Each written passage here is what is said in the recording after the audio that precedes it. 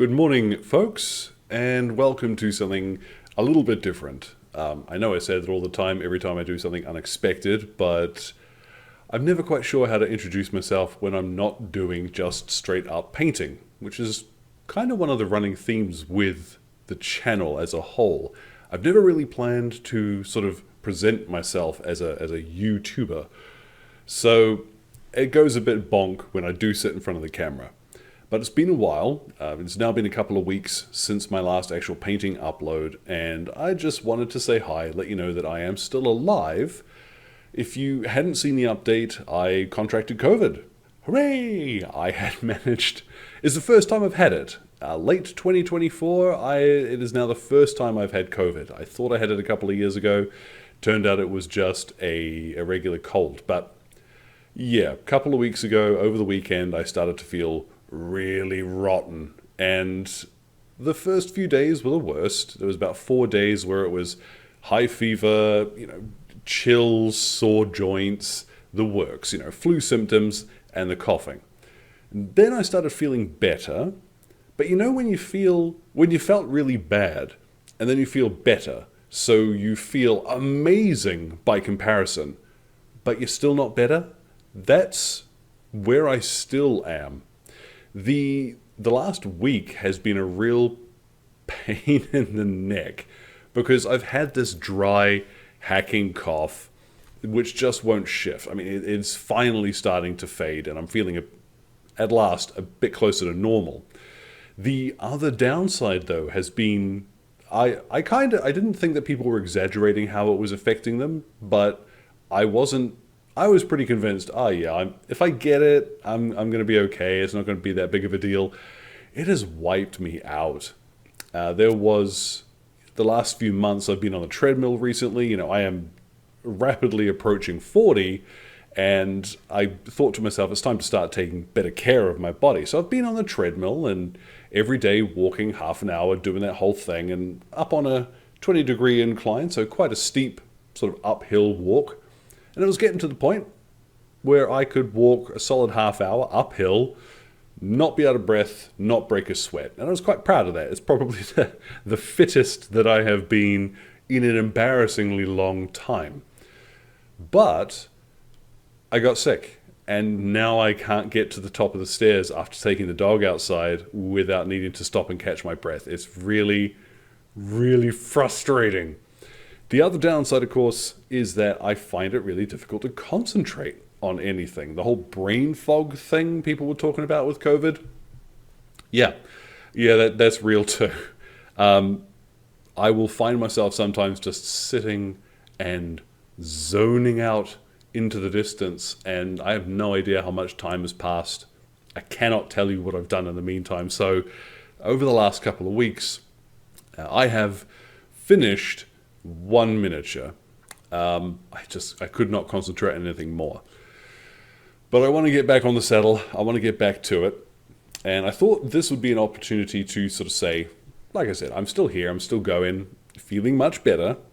And because I'm not in front of the camera all that often, I thought what I would do would be to actually go back a fair bit, because I know that some folks probably haven't heard this story. It is the origins of how I paint things. And when I talk about not having sort of meant to become a YouTuber, I think maybe this will help you understand a little where I'm coming from with that. So it starts about 7 years ago now, which is terrifying to consider. 7 years. But a buddy of mine in the States, he had picked up the Call of Cthulhu board game, and he got in touch with me and was like, hey, look, I know these miniatures would look better if they were painted, but I'm a little intimidated. I haven't done it before. What would you recommend? And ironically, for somebody who makes videos, I prefer written guides. I love a magazine. I love a PDF with just written stuff. But for some techniques that you might never have come across before, a video is genuinely going to be more helpful. And that's what I was thinking, because I wanted to show him how to apply a wash and how to do dry brushing and stuff like that. So that's what I did. I put my camera down in front, put my phone down in front of me, and started recording. And then I just uploaded it to YouTube, edited it. It was fairly crudely edited, but I popped it up on YouTube and sent it to him, and he found it quite handy. And I never did get to see his painted miniatures. I really should chase him up about that. But what happened is, through some fluke of the algorithm, or however it might have happened, people just looking for how does a wash work, how does dry brushing work, I started getting comments on it. People asking questions and quite reasonably going, oh, hey, how come you did this? Or how would you do this? And so forth. So I started answering those questions. And then I figured, why don't I make another video? I enjoy painting things. And this was at the time when the Games Workshop painting guides, Duncan Rhodes, Peachy, they were really starting to take off in a big way. And I kind of figured there's all of these competition winners and really excellent painters out there. And then there's the Games Workshop crew who are showing you how to paint quite close to the box art. And I figured, certainly at the time, there was a gap. There was a niche there that wasn't being serviced. And that was folks who just want to get some color on a miniature, have it look pretty good, but they don't have 3 hours to apply 7 layers of yellow to a hazard cable. So that's where I started aiming, and it just took off. The idea was always that folks like professionals or parents, as well as newcomers, would be able to sort of look at this and say, oh, my stuff doesn't need to look like it does on the box for it to be cool. I don't need every single paint. Now, I have gotten worse about that, using more paints, but your collection grows over time.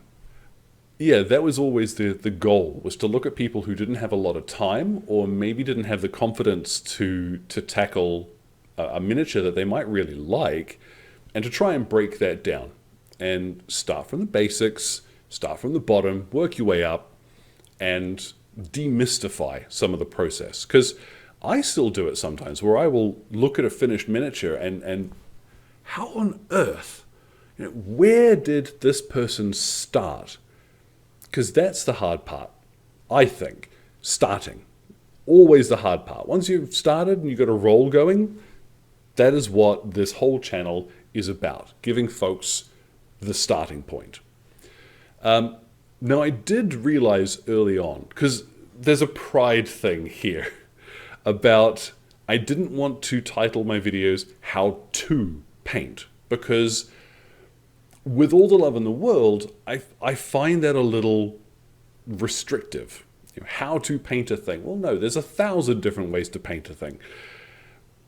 Honestly, folks who are looking for how to paint a particular miniature, they're going to type in how to paint. So I shot myself in the foot early on by this high-minded, principled approach.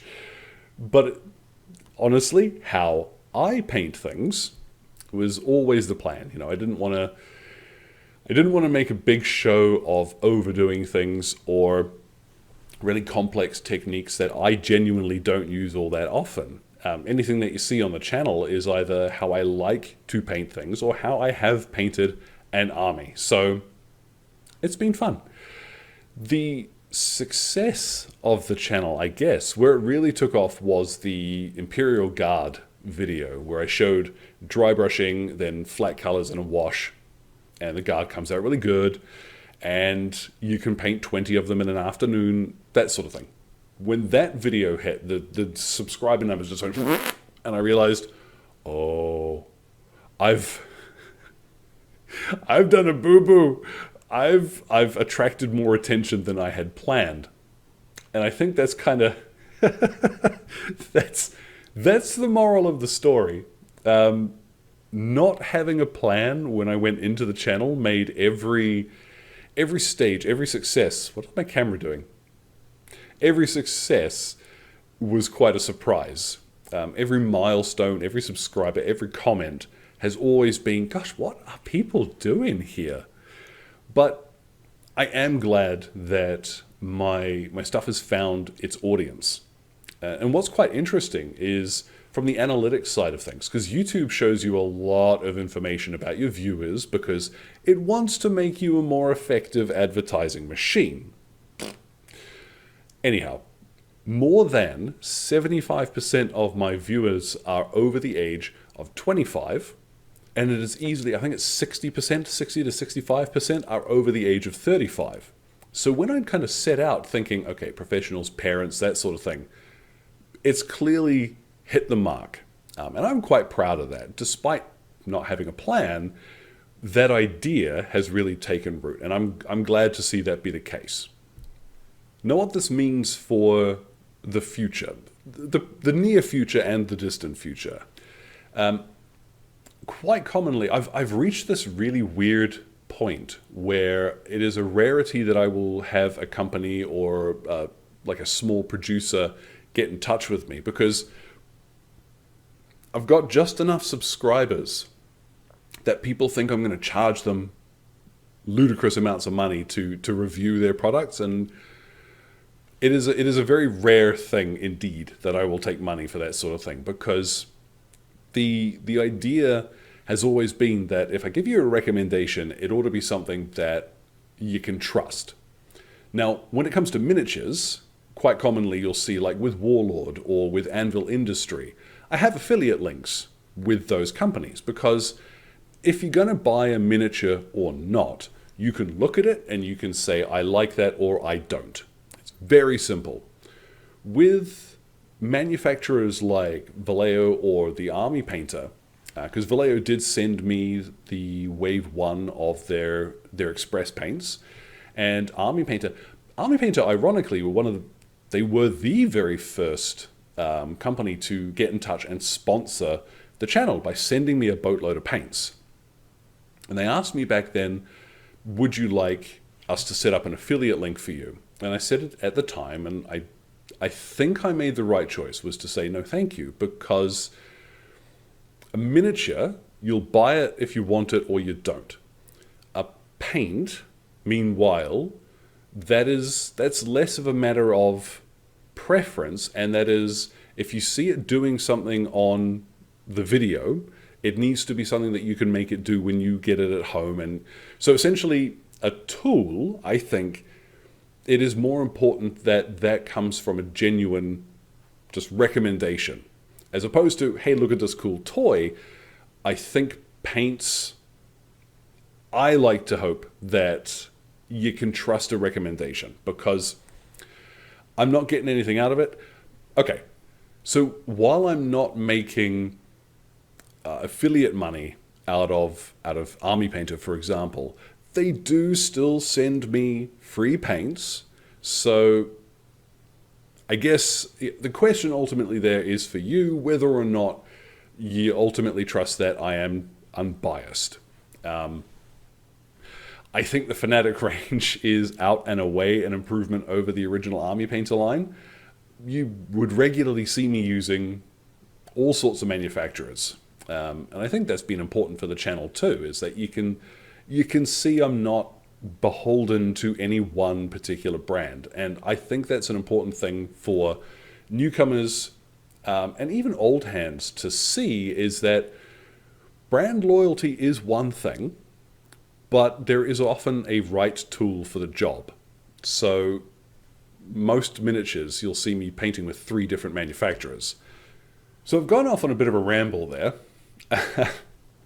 Like I said, not really having a script, not really being able to concentrate particularly well. But I figured if we're getting into the subject of why and how the channel works, then, recommendations and affiliate links and stuff like that might be interesting to you too.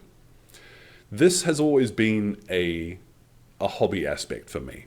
To be quite honest, at almost any stage, I could close down the Patreon, I could step away, and I would have so much more time to paint my own damn toys. But folks coming in and leaving nice comments and saying, hey, look, you've helped me paint an army that I found intimidating, or I would never have thought of XYZ. I do, here's a secret, a little secret. I do name search online. Now, there's a reason for this. It is important, especially when you're looking for the next video to do, because you'll notice I generally don't chase trends, but I am often quite curious to see what are the questions that people are asking, and what does Sonic Sledgehammer come up in reference to. So I'll quite regularly search, okay, what are people in the last week, where has Sonic Sledgehammer, where has a particular video been mentioned? The Imperial Fist contrast video, that one has been doing numbers for a while. But yes, I do name search. So if you say mean things about me, I will probably see them and go, oh. No, it's genuinely very interesting.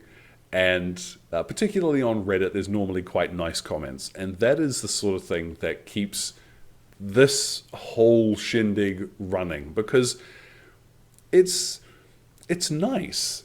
It is a little warm fuzzy to know that someone out there has tackled something they might not have done otherwise, and hopefully are on their merry way to a lifelong hobby that is going to ruin them financially. Anyway, off on one of my supervillain monologues again. Another question that does come up is, intermittently I will mention the Sonic Sledgehammer Discord.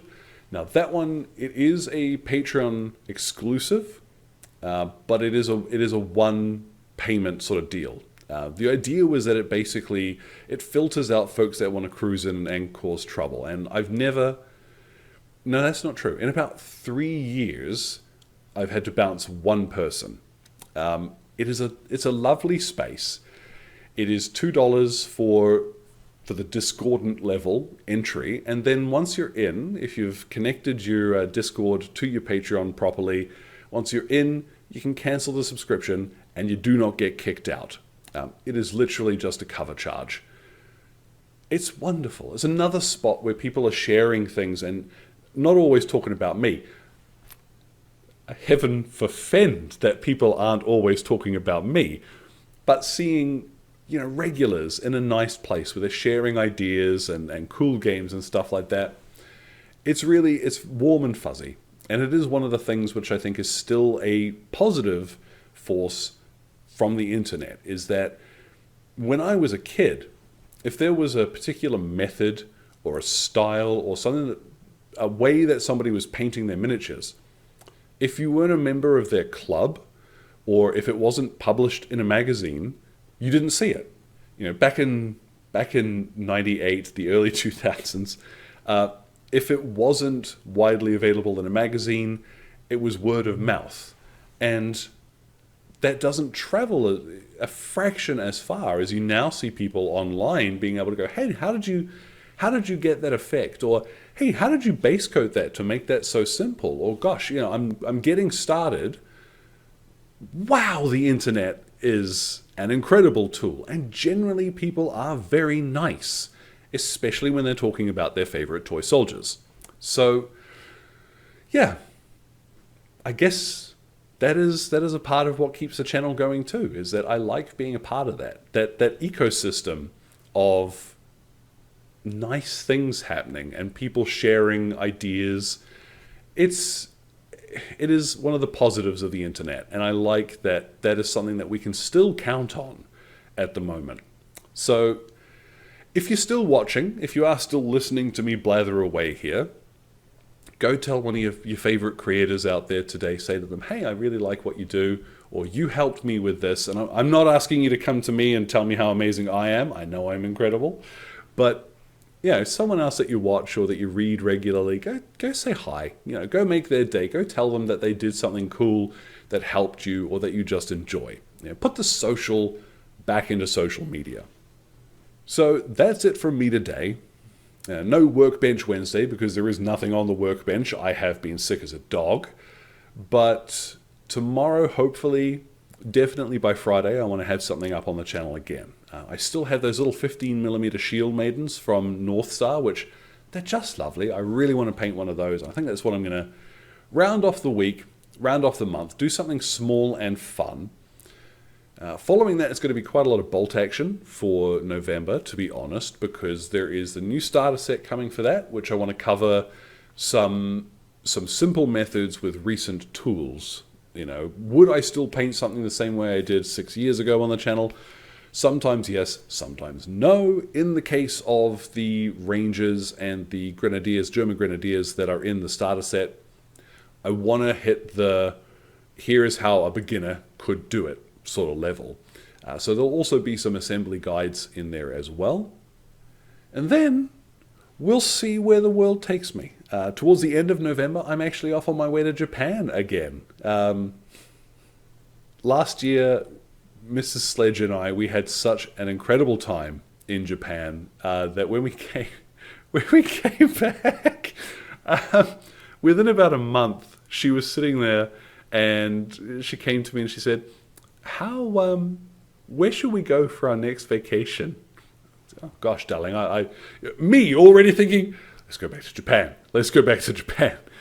She happened to have the same package deal, the same hotels and everything, and it was just loaded up and ready to go. And she said, shall we go to Japan again? So we're going to go again at the end of the year. I'm looking forward to seeing a bunch of different places in winter. I also like winter because I get to wear my cool jackets. But yeah, November's going to be a fun one to cap off the year. Couple of weeks in December, I am going to be in Japan, and then I'm going to come back and probably paint samurai until my eyes bleed. So, that's past, present, and future.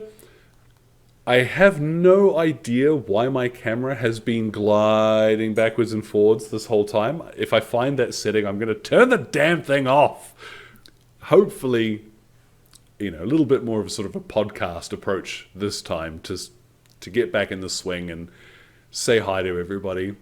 If you found it interesting, drop a comment, say hi. If you didn't, sorry, I'm getting back to the painting, I promise.